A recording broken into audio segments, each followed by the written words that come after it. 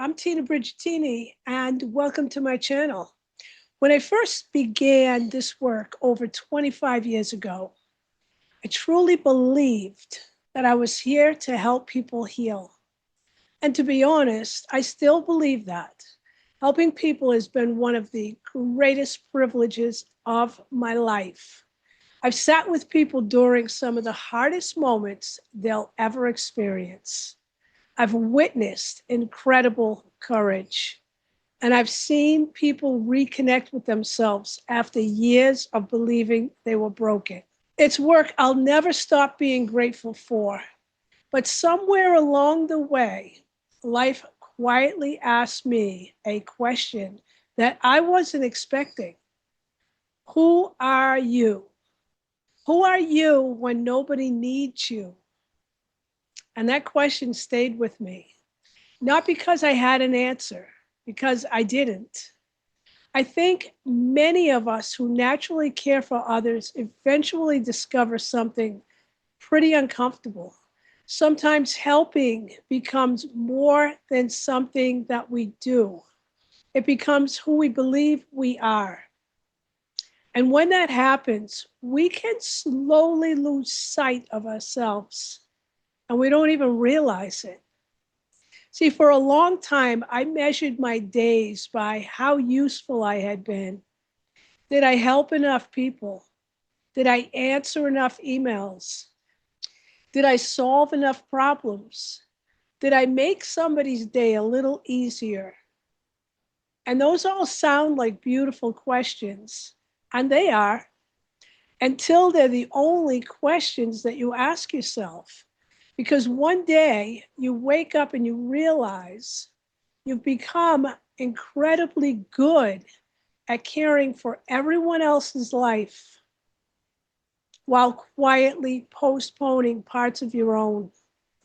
The interesting thing is nobody asked me to do that. I did it willingly because helping people felt meaningful, and it still does. But meaning and identity aren't the same thing. So over the years, I've worked with so many people whose identities were built around taking care of everyone else. Parents, caregivers, practitioners, teachers, people who always seemed to know exactly what everyone else needed. And then I gently asked them, and what do you need? And the room would become very quiet. And not because they didn't want to answer, because they honestly did not know. And I understood that silence more than I wanted to admit. Life has a way of revealing these little things, not all at once, just little moments.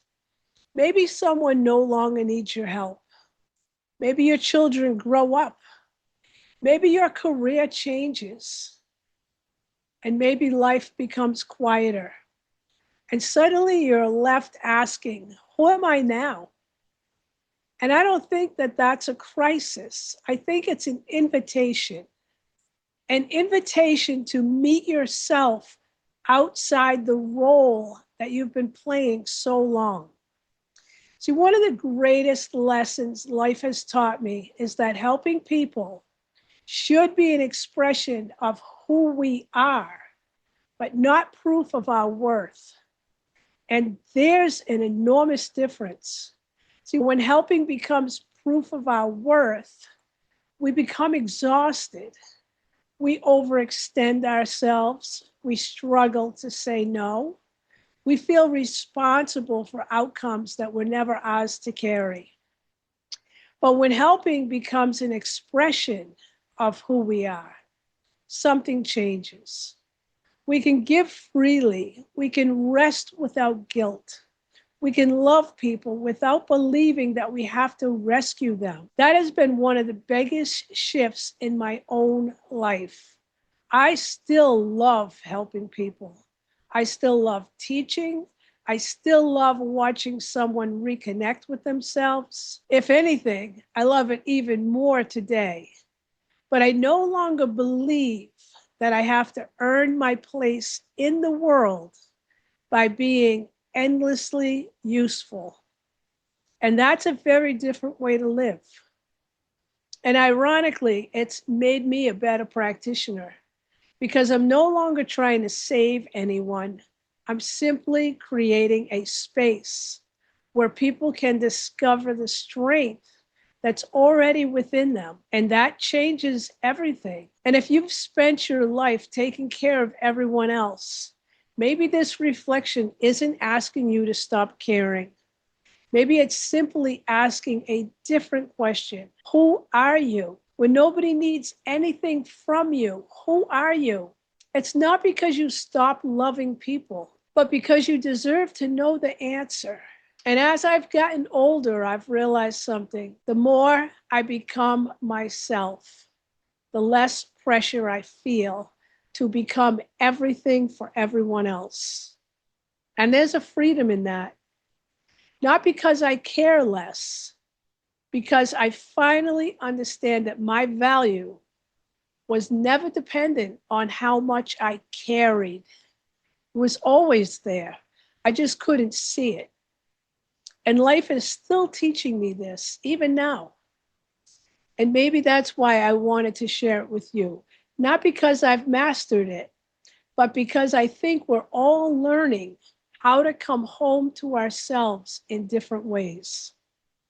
And sometimes the hardest person we'll ever learn to care for is ourselves. So thanks for spending this time with me. If this reflection spoke to you, I'd love to hear your thoughts. What has life been teaching you lately? Many blessings to you. I'll see you next time. Tina Brigitini here.